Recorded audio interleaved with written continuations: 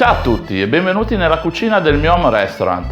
Oggi andrò a preparare una crema di melanzane molto buona e molto utile per presentare la melanzana in modo un po' diverso. Io normalmente la uso anche come contorno nei piatti di pesce e anche molto utile per fare dei primi. Gli ingredienti per prepararla sono molto semplici: melanzane, un po' di timo, un po' d'aglio, del basilico fresco, sale, pepe, olio extravergine d'oliva, taggiasco. Per partire incomincio a tagliare le melanzane in due. Togliamo per prima cosa il peduncolo, poi le andiamo a tagliare a metà. Una volta tagliate io le vado a incidere, questo mi permetterà di cucinarle molto bene anche all'interno e anche i condimenti entreranno bene in profondità. Una volta pronte le mettiamo su una teglia, carta forno, abbondante olio extravergine d'oliva taggiasco, aggiustiamo di sale, mettiamo anche il pepe, andiamo a mettere il timo sopra ogni melanzana e la testa d'aglio tagliata a metà la andiamo a sfregare per dare un po' di gusto. Mettiamo il tutto in forno a 180 gradi per 30-40 minuti.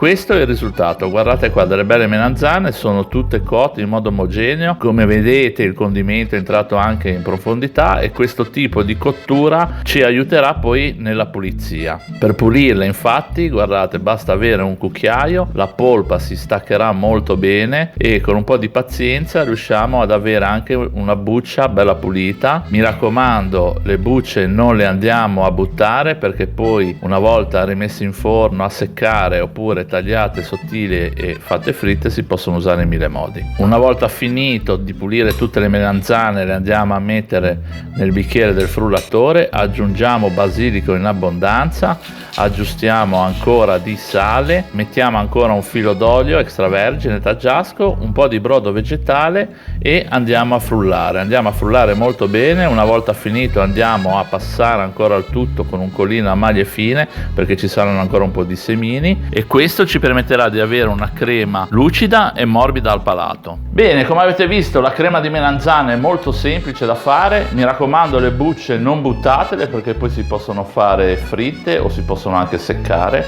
molto utili anche per fare delle piccole decorazioni. Vi aspetto per i prossimi video. Ciao da Andrea.